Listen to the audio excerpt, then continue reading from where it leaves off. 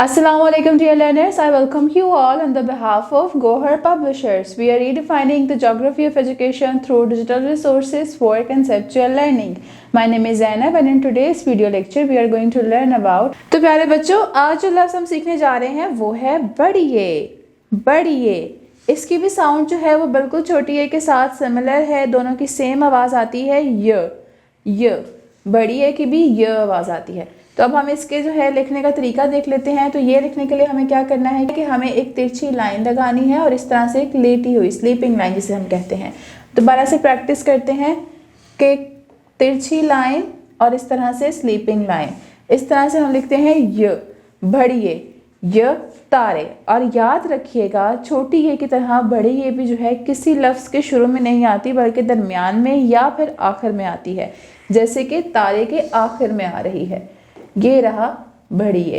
Okay, अब हम अपनी स्टीम एक्टिविटीज़ कर लेते हैं। तो प्यारे बच्चों मुझे बताएं कि तारे कहाँ रहते हैं? क्या तारे किसी गार्डन में रहते हैं या क्या तारे घर में रहते हैं? नो, तारे जो है वो आसमान पर रहते हैं जिन्हें हम देख सकते हैं और हमें नज़र आते हैं और बहुत ही खूबसूरत होते हैं। उसके बाद टेक्नोलॉजी में हमें क्या करना है कि ये जो QR कोड आपके बुक के पेजेस के ऊपर दिया गया है, आपने इसको स्कैन करना है ताकि आप ये वीडियो जो है वो रीवॉच कर सकें। और इसके बाद इंजीनियरिंग में हम प्ले डो की मदद से बढ़िए बनाएंगे। ड्राइंग में हर्फ ये के हाके वाली वर्कशीट्स आपको दी जाएंगी, आपको उसके अंदर रंग भरना होगा।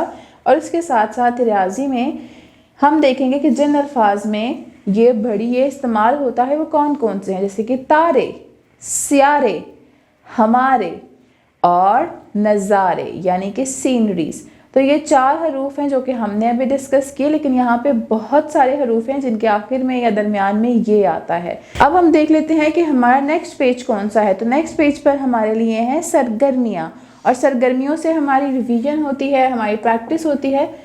तो सबसे पहली जो सरगर्मी है वो है हर तस्वीर का नाम बोलें और इसके नाम का पहला हर्फ लिखें। यहाँ पे आपको पिक्चर्स दी हुई हैं, हमने इन पिक्चर्स को बोलना है और इनके नाम का पहला हर्फ लिखना है। मिसाल के तौर पर पहली पिक्चर जो है वो है नारियल की, तो नून की आवाज़ आ रही है नारियल, तो हम यहाँ पे नून लिख देंगे, नून के अंदर एक नुक्ता।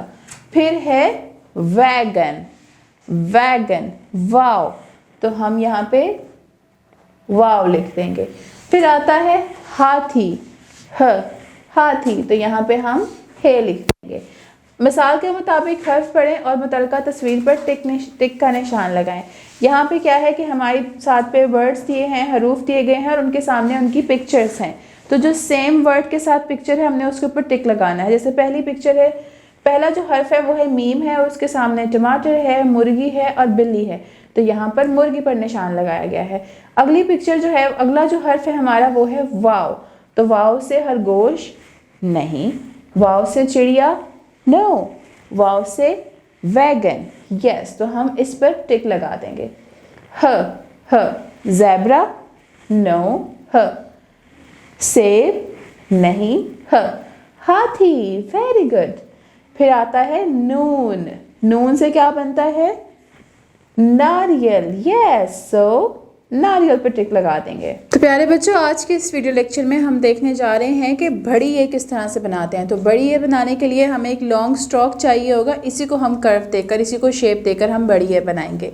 तो बड़ी ए बनाने के लिए हमें इसको इस पॉइंट से उठाकर यूं हल्का सा कर्व शेप में देना है या ऊपर की तरफ बेंड करना है, ये हमारा बन जाएगा बड़ी ए। तो प्यारे बच्चों this is all for today. उम्मीद करती हूँ आपको आज का वीडियो लेक्चर बहुत पसंद आया होगा। मिलते हैं नेक्स्ट वीडियो में नए लेक्चर के साथ, तब तक के लिए अपना बहुत ख्याल रखें। अल्लाह हाफिज़।